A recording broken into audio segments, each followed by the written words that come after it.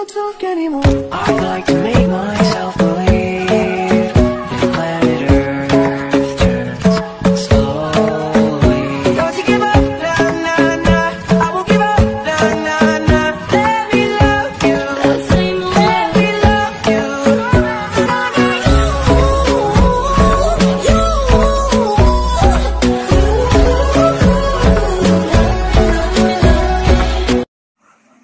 Hello guys! Magandang araw! At ngayon po, ibabahagi ko sa inyo kung paano ako magluluto ng pansit.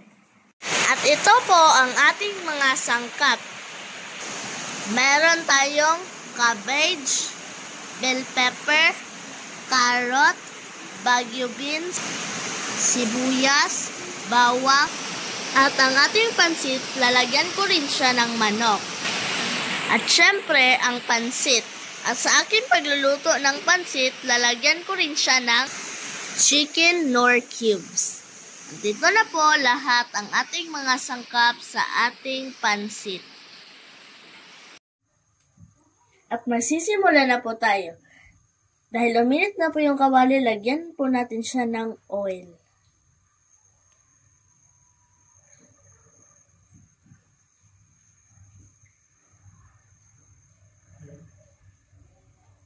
Ayan. Lagyan na po natin ng mantika. Hintayin na po natin uminit yung mantika. Mainit na po yung mantika, ilagay na po natin yung bawang.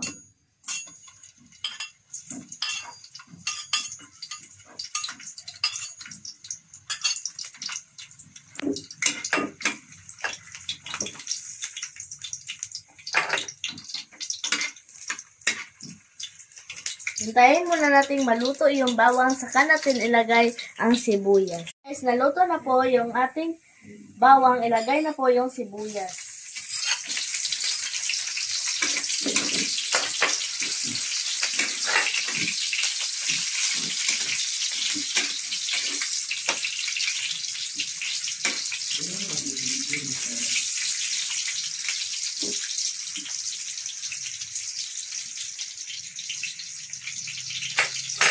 Tapos, ilagay na po natin yung manok.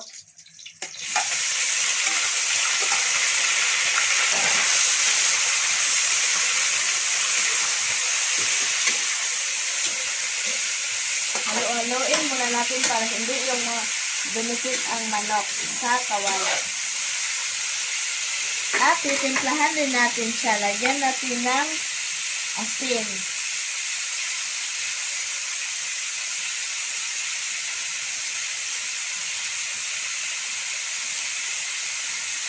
Yan.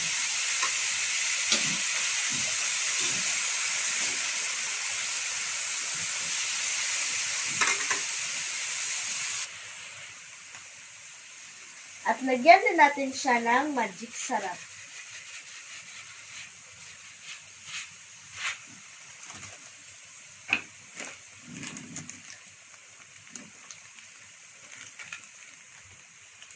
Lagyan natin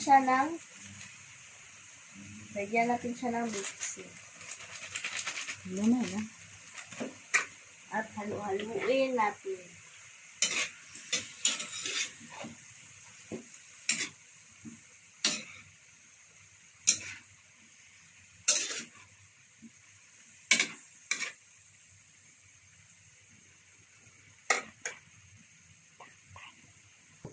Yan. Takpan muna natin ang ating manok at hintayin natin maluto. Luto na po ang manok, ilagay na po natin yung mga gulay.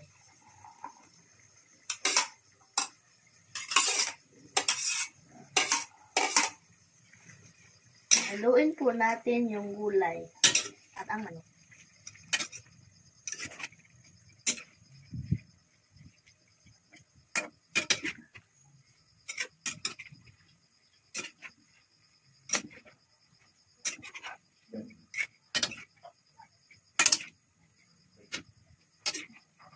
Ito na po yung gulay, ilagay na po natin yung pansit.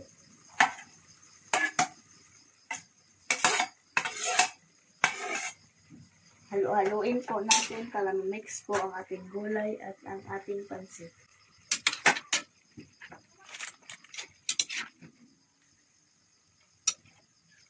Lagyan na natin siya ng Knorr cube. Ilagay na natin yung Knorr cubes.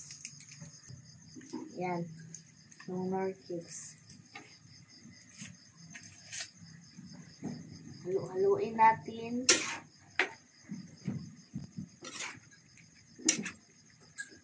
Yan, dagdagan din natin siya ng toyo para may kaunti tayong pampalasa.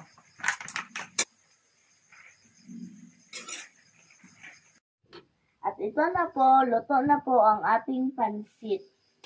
Ito na po ang resulta sa ating ginawang pansit. Ito na po ang resulta sa ating nilutong pansit.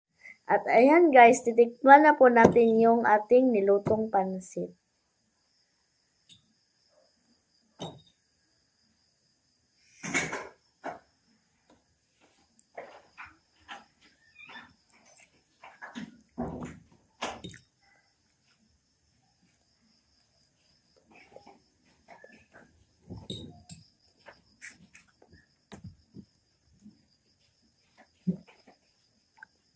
Ang sarap po mga guys. Maraming salamat.